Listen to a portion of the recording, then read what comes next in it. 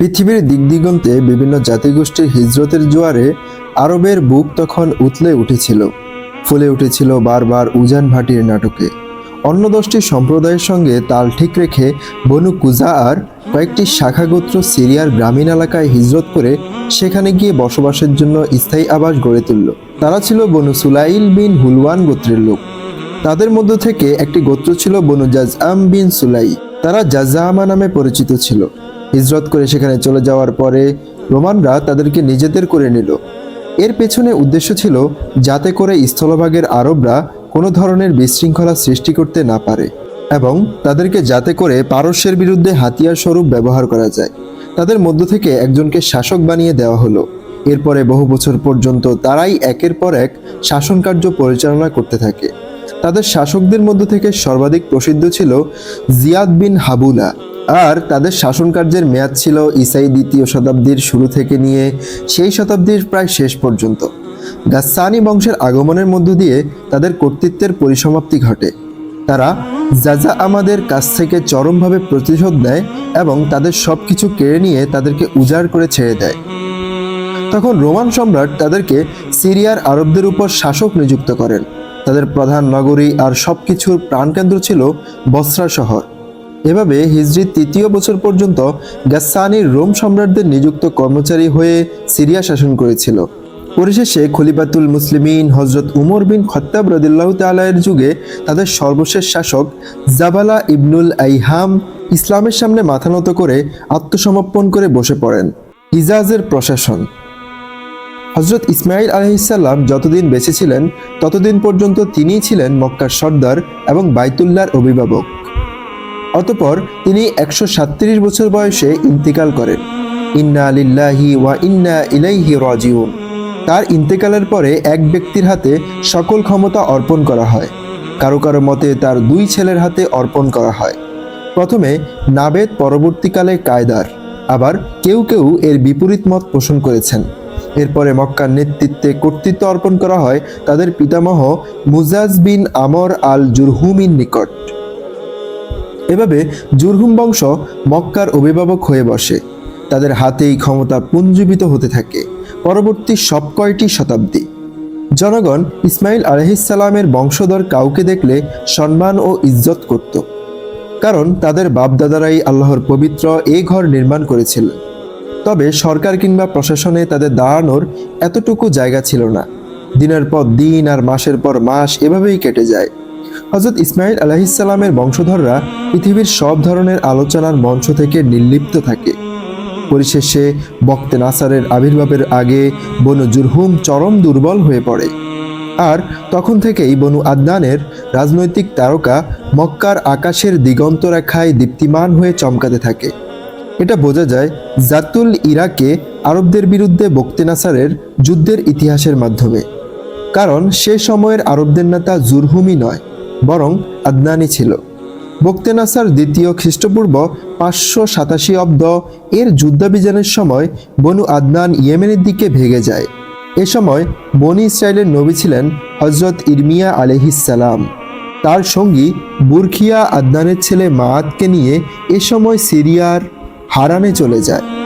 বক্তে নাসারের জুলুম নির্যাতনের ধারা বন্ধ হলে মাআদ মক্কায় ফিরে আসেন, কিন্তু সেখানে এসে তিনি বনু জুরহুমের কেবল জাওশাম বিন জুরহুমকেই দেখতে পেলেন।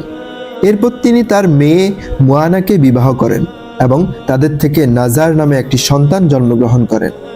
এরপর মক্কায় জুরহুমের অবস্থার আরও অবনতি ঘটতে থাকে। তাদের অবস্থা দিনে দিনে আরও সংকীর্ণ হয়ে পড়ে। এ সময় তাদের মক্কায় আগত অতিথিদের উপর জুলুম করত। কাবার অর্থ সম্পদকে তারা তাদের জন্য হালাল মনে করত। এটা ছিল এমন একটি গর্হিত কাজ আদনানিরা যাকে চরম ঘৃণা করত এবং তারা তাদের উপর ক্রুদ্ধ হতো। যখন বনু খুজাআ মারুরুজ জাহরানে এসে অবতরণ করলো এবং জুরহুমিদের প্রতি আদনানিদের ঘৃণা ও বিরাগ প্রত্যক্ষ করলো, তখন তারা এই সুযোগটি সম্পূর্ণরূপে লুফে নিল। তারা আদনানের শাখা বনু বকর বিন আব্দে মানাফ বিন কেনানার সহায়তায় জুরহুমের বিরুদ্ধে যুদ্ধে লিপ্ত হলো। এক পর্যায়ে তাদেরকে মক্কা থেকে বের করে দূর দেশে নির্বাসনে পাঠালো এবং ঈসাই 2য় শতকের মাঝামাঝি সময়ে মক্কার হুকুমতের উপর নিজেদের কর্তৃত্ব প্রতিষ্ঠা করল। যখন বনু জুরহুম নির্বাসনে যেতে বাধ্য হলো, তখন যাওয়ার আগে একটি ঢাকনা দিয়ে জমজমের কূপ বন্ধ করে এর স্থান মিটিয়ে দিল, আর কিছু জিনিস এর ভেতর দাফন করে রেখে গেল। ইবনে ইসহাক বলেন, আমর বিন হারেস বিন মুজাজ আল জুরহুমি কাবার স্বর্ণ হরিন্দুর ও হাজারে আসওয়াদ পাথরটি জমজম কূপে দাফন করে দিল। এরপর তারা সবাই ইয়েমেনে চলে গেল। মক্কা ও মক্কায় তাদের সবকিছু ছেড়ে দিয়ে নিরুদ্দেশের পথে যাত্রা করার মুহূর্তটি তাদের জন্য ছিল সত্যিই বড় বেদনাময়। এ সম্পর্কে আমর বলেন, মনে হয় হিজুন থেকে সাফা পর্যন্ত কোনো শরীর ছিল না। মনে হয় রাতের বেলার চাঁদের আলোতে মক্কায় গল্প বলার কেউ ছিল না। কেন থাকবে না? আমরাই তো ছিলাম তার বাসিন্দা, কিন্তু যুগের পরিবর্তন আর ভাঙ্গা কপাল আমাদেরকে উজাড় করে ছেড়েছে। হজরত ইসমাইল আলাইহিসসালামের সময়কাল ছিল খ্রিস্টপূর্ব আনুমানিক 2000 অব্দ। এই হিসেবে মক্কায় জুরহুমের অবস্থান হয়ে থাকবে 21 শতাব্দী, আর মক্কায় তাদের হুকুমত হয়ে থাকবে প্রায় 20 শতাব্দী। বনু খুজা মক্কাকে নিজের একচেটে সম্পদে পরিণত করেছিল। এই সম্পদে বনু বকরের কোনো অংশ ছিল না, কিন্তু মুজার গোত্রগুলোর মধ্যে 3টি বিশেষ বৈশিষ্ট্য ছিল। 1, হাজিদেরকে আরাফা থেকে মুজদালিফায় নিয়ে যাওয়া, এবং নফরের দিন তথা জিলহজের 13 তারিখ তাদেরকে মিনা থেকে প্রত্যাবর্তনের নির্দেশ দেয়া। এই ইজ্জত ছিল ইলআস বিন মুজারের শাখাগোত্র বনু গাউস বিন মুররাহের ভাগে। তারা নিজেদেরকে সুফাহ বলে ডাকত। এই ইজ্জতের অর্থ হলো, নফরের দিন সুফাহদের মধ্য থেকে যতক্ষণ না কমপক্ষে একজন লোক রমি করবে, ততক্ষণ পর্যন্ত তারা কেউ রমি করতে পারত না। এরপর মানুষ যখন রমি করে শেষ করে মিনা থেকে চলে আসার ইচ্ছা করত, তখন সুফাহারা আকাবার উভয় পাশে গিয়ে দাঁড়িয়ে থাকত। নিয়ম ছিল, তারা এখান থেকে অতিক্রম করার আগ পর্যন্ত কেউ যেতে পারবে না। এরপর এক সময় তারা তাদের ইচ্ছে মতো মানুষের জন্য পথ ছেড়ে দিত। পরবর্তী সময়ে তাদের সুফাহদের পতন ঘটল। তাদের জায়গায় এসে দখল করল তামিমের শাখা বনু সাদ বিন জাওদ।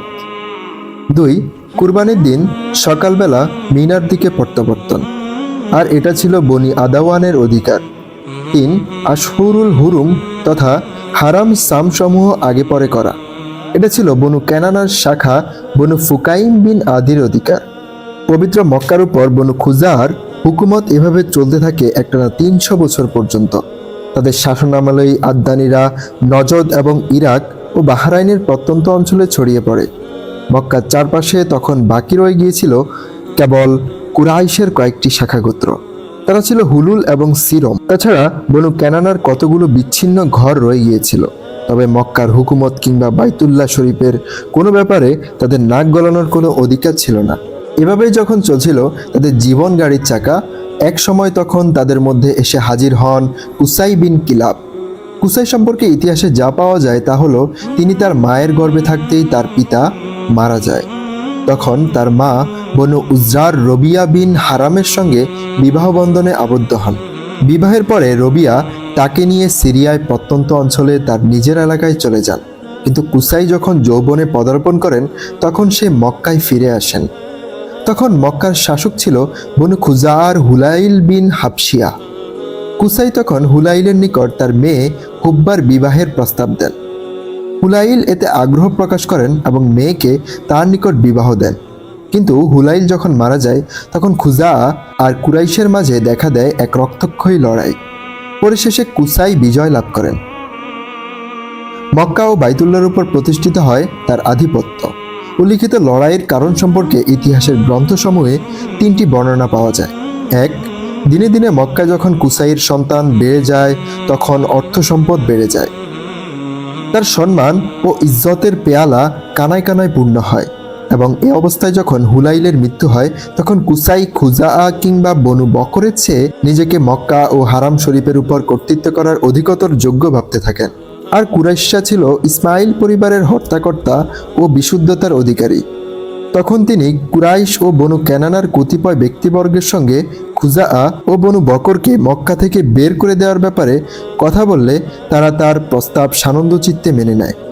2, খুজাআরা মনে করেছিল যে হুলাইল তার মৃত্যুর পূর্বে কুসাইকে কাবা শরীফ ও মক্কার উপর নিজের নেতৃত্ব কায়েম করার জন্য ওসিয়ত করে গিয়েছিল, কিন্তু খুজাআরা এটা মেনে নিতে পারছিল না। আর তাই উভয়ের মাঝে জ্বলে উঠে সংঘাত আর সংঘর্ষের লাল আগুন। 3. হুলাইল তার মেয়ে হুব্বার হাতে কাবার হুকুমতের দায়িত্বভার অর্পণ করেছিল এবং আবু গুফসান খুজাইকে তার উকিল নিযুক্ত করেছিল। তখন আবু গুফসান হুব্বার স্থলাভিষিক্ত হিসেবে কাবার রক্ষণাবেক্ষণের দায়িত্ব পালন করত, কিন্তু সে তার মনের নিবৃত কুঠুরিতে সযত্নে লালন করত ভিন্ন এক বাসনা। পরবর্তী সময়ে হুলাইল যখন মারা গেল, তখন কুসাই তাকে ধোঁকা দিল এবং তার থেকে কিছু উট কিংবা মদের পেয়ালার বদলে বাইতুল্লাহর নেতৃত্ব কিনে নিল। কিন্তু খুজা এই কেনাবেচায় সন্তুষ্ট হতে পারছিল না, তাই কুসাইকে তারা কাবা থেকে সব রকমের বাধা দেওয়ার কোশেশ করে যাচ্ছিল।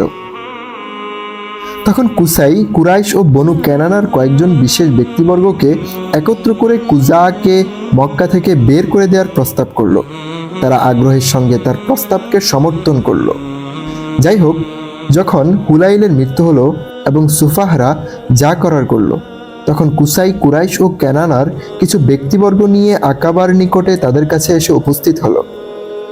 সে তাদের উদ্দেশ্য বলল, আমরা তোমাদের চেয়ে এই পবিত্র গৃহের অধিক হকদার।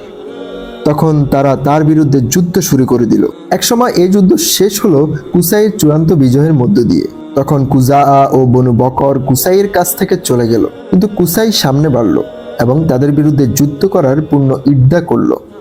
এরপর উভয় দল প্রকাশ্য সমরে একে অন্যের মুখোমুখি হলো। ভীষণ যুদ্ধ হলো, উভয় পক্ষেরই মারা গেল হাজার হাজার যোদ্ধা। এরপর তারা সন্ধির আবেদন করলো। এ উপলক্ষে বনু বকরের ইয়ামুর বিন আউফকে তারা হাকিম নিযুক্ত করলো। ইয়ামুর ফয়সালা করল, কুসাই এই কাবাঘর আর মক্কার হুকুমতের ব্যাপারে কুজার চেয়ে অধিক হকদার। কুসাই তাদের থেকে যে রক্ত ঝরিয়েছে সবগুলি বাতিল, সেগুলি তার পায়ের কাছে অর্ঘ্য হিসেবে পেশ করা হবে। এর বিপরীতে কুজা ও বনু বকর যে রক্ত ঝরিয়েছে তার দিয়ত দিতে হবে। আর কুসাই ও কাবাঘরের মাঝখানে কোনো বাধা কিংবা প্রতিবন্ধকতা থাকবে না। আর সেদিন থেকে ইয়ামুরের নাম হয়েছিল শিদাক তথা বাতিলকারী। কুজা প্রায় 300 বছর কাবাঘরের উপর কর্তৃত্ব করেছিল, আর কুসাই কাবাঘর ও মক্কার উপর বিজয় লাভ করেছিল ইসাই প্রথম শতাব্দীর মধ্যভাগে 440 খ্রিস্টাব্দে। এভাবে প্রথমে কুসাই এবং শেষে ও চূড়ান্ত পরিণতিতে কুরাইশরা মক্কার উপর পরিপূর্ণ কর্তৃত্ব ও প্রতিপত্তির ইমারত নির্মাণ করে। কুসাইকে বানানো হলো এই গৃহের প্রধান ধর্মীয় নেতা। সেই গৃহে প্রতিদিন জাজিরাতুল আরবের দূর দূরান্ত থেকে আগত লাখো মানুষের ঢল নামত। কুসাই তার কর্তৃত্ব প্রতিষ্ঠার পরে যে সকল কাজ করেছিলেন তন্মধ্যে কিছু হলো, তিনি তার কওমকে মক্কায় একত্র করলেন। এরপর তাদের মাঝে জমি বন্টন করে দিলেন। এর পাশাপাশি কুরাইশের প্রতিটি কওমকে তাদের আগের মঞ্জিলে অবতরণ করলেন এবং নাসা, সফওয়ান, আদওয়ান ও মুররাহা ইবনে আউফের সন্তানদেরকে তাদের আগের পদে বহাল রাখলেন, কেননা তিনি এটাকে তার অবশ্য পালনীয় দায়িত্ব মনে করতেন, যার প্রতি অবহেলা প্রদর্শন করা তার পক্ষে কখনোই সমীচীন হবে না। কুসাইয়ের কিছু অমর কীর্তি ও অবদান হলো, তিনি বাইতুল্লাহ শরীফের উত্তর পাশে দারুন নদওয়া প্রতিষ্ঠা করেছিলেন। এই দরজা রেখেছিলেন সোজা মসজিদের দিকে। এটা ছিল কুরাইশের সভাকক্ষ। এভাবে তাদের গুরুত্বপূর্ণ বিষয়গুলোর সিদ্ধান্ত ও নিষ্পত্তি হতো। কুরাইশের উপর এই গৃহের ছিল বিশেষ অনুগ্রহ, কেননা তার পেটে বসেই তাদের যে কোনো দ্বিমত ঐক্যমতে পৌঁছতো এবং যে কোনো সমস্যার তারা সুন্দর সমাধান পেত। উপরন্তু এটা ছাড়াও কুসাইয়ের বিশুদ্ধ নেতৃত্ব আর যোগ্যতার বিশেষ কয়েকটি নিদর্শন ছিল। 1. দারুন নদওয়ার প্রধান পদের অধিকারী। কুরাইশরা এখানে বসে গুরুত্বপূর্ণ সব বিষয়ের পরামর্শ করত। এখানে বসেই তারা তাদের মেয়েদেরকে বিবাহ দিত। 2. পতাকা। এই ঘরে বসেই তার হাতে কিংবা তার কোনো সন্তানের হাতে যুদ্ধ বা যে কোনো পতাকা বাঁধা হতো। 3. নেতৃত্ব। এটা হলো সফরের নেতৃত্ব। মক্কা থেকে ব্যবসা কিংবা যে কোনো উদ্দেশ্যে যে কোনো কাফেলা বের হলে তা বের হতো তার নিজের কিংবা তার সন্তানদের নেতৃত্বে। 4. কাবার গিলাপ পরানো। কাবা শরীফের গিলাপ পরানোর অধিকার ছিল একমাত্র তাদের। কাবার দরজা তারা ছাড়া আর কারো খোলার অধিকার ছিল না। এর সঙ্গে সঙ্গে কাবার খেদমত এবং কাবার দরজা রক্ষণাবেক্ষণের দায়িত্ব ছিল তাদের অধিকারে। 5. হাজিদের পানি পান করানো। তারা জমজমের পানি দিয়ে অনেকগুলো পেয়ালা ও হাউস ভরে রাখত এবং তাতে খেজুর ও কিশমিশ মিশিয়ে মিষ্ট করে রাখত। এরপর হাজিরা যখন মক্কায় আগমন করত তখন তারা তা থেকে পানি পান করত। 6, হাজিদের সাহায্য সহযোগিতা করা। এটা ছিল অতিথিয়তা স্বরূপ তাদের জন্য খাবারের ব্যবস্থা করা। কুসাই এ কারণে কুরাইশদের উপর কর নির্ধারণ করে দিয়েছিল, হজ্জের মৌসুমে তাদের সম্পদ থেকে যা দিতে হতো। এরপর এর দ্বারা হাজিদের জন্য খাবার তৈরি করা হতো। যার কোনো কিছুর সামর্থ্য কিংবা পাথেয় না থাকতো সে এই খাবার খেত। এই সব কিছু ছিল কুসাইয়ের অবদান। তার ছেলেদের জন্য আব্দে মানাফ তার জীবন দশাতেই মানুষের শ্রদ্ধা আর সম্মানের পাত্রে পরিণত হয়েছিল। আবুদ্দের ছিল তার বড় ভাই। বলা হয়ে থাকে কুসাই তার উদ্দেশ্যে বলেছিলেন, আমি তোমাকে আমার কওমের সর্দার বানাচ্ছি, যদিও তারা তোমার চেয়ে সম্ভ্রান্ত। এরপর তাকে তার সঙ্গে কুরাইশের কি কল্যাণ জড়িত আছে সব কিছুর সম্পর্কে গুরুত্বপূর্ণ কিছু উপদেশ দিলেন। তার কাছে দারুণ নদোয়া, পতাকা, নেতৃত্ব, কাবার গিলাপ পরানো, হাজিদেরকে পানি পান করানো এবং তাদেরকে সাহায্য সহযোগিতা প্রদান করা ইত্যাদি দায়িত্ব অর্পণ করলেন। কেউ কোনোদিন কুসাইয়ের বিরোধিতা করতো না, কিংবা তিনি কোনো কাজ করলে কেউ তার প্রতিবাদ করতো না। তার জীবন দশায় এবং এমনকি তার মৃত্যুর পরেও তার কাজকে মানুষ ধর্ম মনে করে পরম ভক্তিভরে পালন করত। সুতরাং তিনি যখন মৃত্যুবরণ করলেন, কোনো মতবিরোধ ছাড়াই সকলে তার রেখে যাওয়া ওসিয়ত অনুসারে কাজ সম্পাদন করত। কিন্তু গোলমালটা বাঁধল আব্দে মানাফের মৃত্যুর পর। সে যখন মারা গেল তখন তার ছেলেরা চাচা আবুদ্দারের ছেলেদের সঙ্গে পদ নিয়ে মারামারি কাটাকাটি শুরু করে দিল। এভাবে কুরাইশরা দুটি ভিন্ন শিবিরে বিভক্ত হয়ে পড়ল। এক পর্যায়ে তাদের মধ্যে দুন্দুভি বেজে ওঠার উপক্রম হয়, কিন্তু পরক্ষণে তারা উভয় পক্ষ থেকে সন্ধির ডাক দেয়। সন্ধির শর্ত অনুযায়ী তারা এ সকল পদ তাদের উভয় দলের মধ্যে সমান ভাগে ভাগ করে নেয়। এই হিসেবে হাজিদেরকে পানি পান করানো, সাহায্য সহযোগিতা প্রদান করা আর কাফেলার নেতৃত্ব দান ইত্যাদি পড়ে বনু আব্দে মানাফের ভাগে। আর দারুণ নদোয়া, পতাকা আর কাবায় গিলাপ পরানোর দায়িত্ব অধিকার চলে যায় বনু আবুদ্দারের ভাগে। কোনো কোনো ঐতিহাসিকের মতে দারুণ নদোয়া উভয় গোত্রের মাঝে বন্টন করে দেওয়া হয়েছিল। এরপর বনু আব্দে মানাফ যা কিছু পেয়েছিল তা নিয়ে নিজেদের মধ্যে লটারি দিত। লটারিতে পানি পান ও সাহায্য সহযোগিতা প্রদান গিয়ে পড়ল হাসিমের ভাগে, আর কাফেলার নেতৃত্ব গিয়ে পড়ল আব্দে শামসের ভাগে। এরপরে হাসিম বিন আব্দে মানাফি সারা জীবন তাদের গোত্রের দায়িত্ব দুটি পালন করলেন। তার মৃত্যুর পর এই অধিকার লাভ করেন তার ভাই মুত্তালিব বিন আব্দে মানাফ। এরপর এই দায়িত্ব পান রসুল সাল্লাল্লাহু আলাইহি ওয়াসাল্লামের পিতামহ আব্দুল মুত্তালিব বিন হাসিম বিন আব্দে মানাফ। এরপর পান তার ছেলেরা। ঠিক তখনই ইসলামের উত্থান ঘটে, আর এই দায়িত্ব লাভ করেন আব্বাস রাদিয়াল্লাহু তাআলা। কারো কারো মতে কুসাই এই সকল দায় দায়িত্ব নিজ ছেলেদের মধ্যে বন্টন করে দেন। এরপর ধারাবাহিকভাবে যার যার ছেলেরা সেগুলো উল্লিখিত নিয়মে উত্তরাধিকার সূত্রে লাভ করেন। আল্লাহ সর্বজ্ঞ। আমরা যা কিছু উল্লেখ করেছি এগুলো ছাড়া কুরাইশদের আরও কিছু বিশেষ পদ ও অধিকার ছিল, সেগুলোও তারা নিজেদের মধ্যে বন্টন করে নিয়েছিল। এর মাধ্যমে তারা একটি ছোট্ট রাজ্য, বরং আরও বিশুদ্ধভাবে বলা যায় তারা একটি ছোট গণপ্রজাতন্ত্রী রাষ্ট্র প্রতিষ্ঠা করতে সক্ষম হয়েছিল। বর্তমানকালে জাতীয় সংসদে যেমন অধিবেশন ও বৈঠক থাকে, সেই যুগে তাদেরও তেমন বিভিন্ন প্রশাসনিক বিভাগ ও বৈঠক ছিল। সেগুলোর একটি সংক্ষিপ্ত বিবরণ হলো নিম্নরূপ। 1. ইসার তথা ভাগ্য বন্টনের জন্য মূর্তির সামনে স্থাপিত পাত্রগুলোর রক্ষণাবেক্ষণ এই জিম্মাদারি ছিল বনু জুমাহার কাঁধে। 2. মূর্তি ও প্রতিমার কাছে যে সকল হাদিয়া ও উপঢৌকন আসত সেগুলো সুবিন্যস্ত ও সাজিয়ে রাখা এবং ঝগড়া বিবাদের সুন্দর সমাধান করা এই জিম্মাদারি ছিল বনু সাহমের কাঁধে।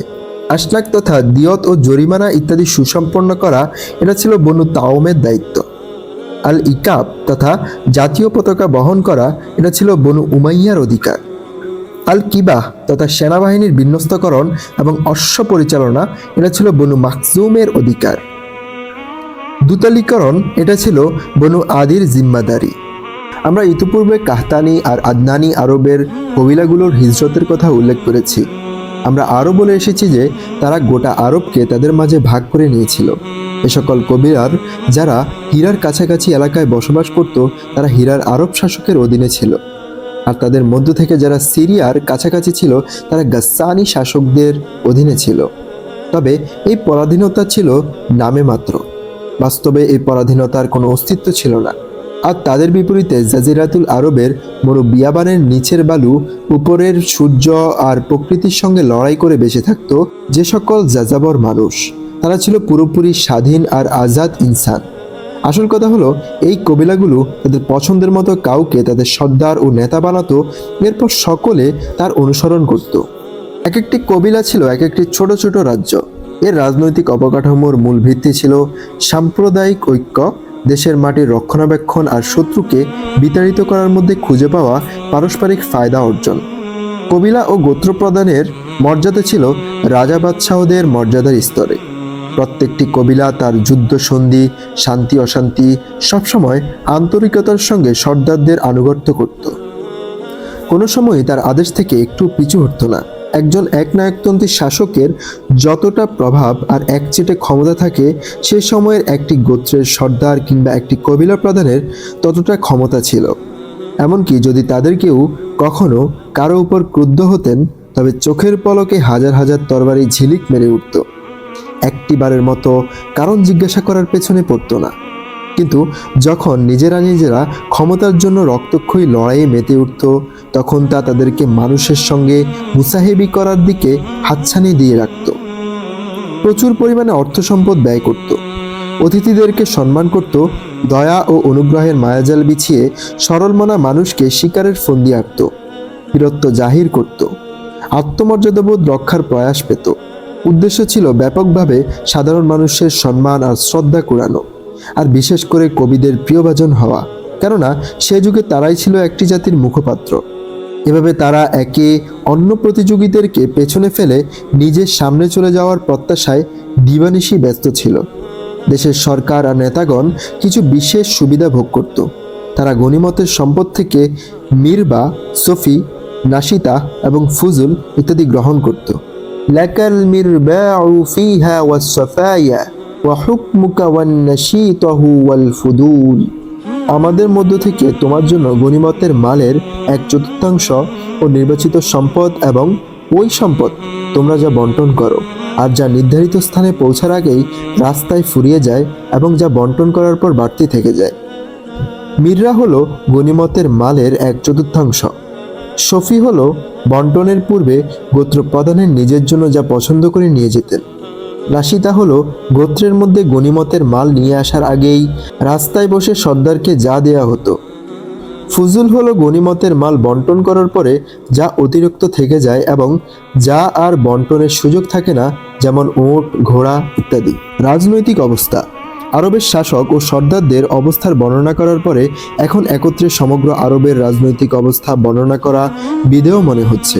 কোনো বাড়াবাড়ি ছাড়াই বলা যায়, আরব সীমান্তের অন্যান্য দেশের প্রতিবেশী 3টি ভূখণ্ডেরই রাজনৈতিক অবস্থা ছিল তখন অধপতন আর বিশৃঙ্খলার সর্বশেষ প্রান্তে।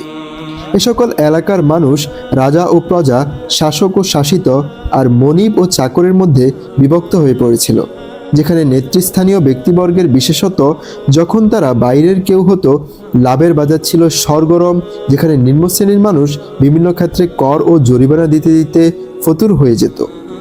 আরও স্পষ্ট ভাষায় বলা যায়, প্রজাগণ ছিল খ্যাত খামারের ন্যায়, যার একমাত্র কাজ ছিল রাষ্ট্রকে চোখ জোড়ানো যত সব ফসল উপহার দেয়া, আর রাষ্ট্র ছিল ভোগবাদী জীবনের সফল নায়ক, যার কাজই ছিল নিজের সুখ আর আনন্দে প্রবৃত্তির খোলা ময়দানে জুলুম আর নির্যাতনের কারাগারে সেগুলো নির্বিচারে উড়িয়ে দেয়া।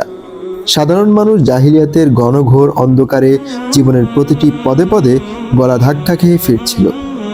জুলুম আর নির্যাতনের শিকল তাদের গলায় পড়ে শ্বাসরোধ করার উপক্রম করেছিল।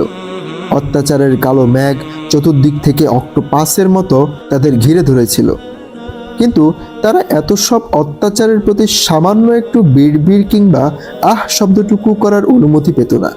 বরং রং বেরঙের লোমহর্ষক এসব শাস্তি তাদেরকে নিঃশব্দে সয়ে যাওয়ার আদেশ দেওয়া হতো।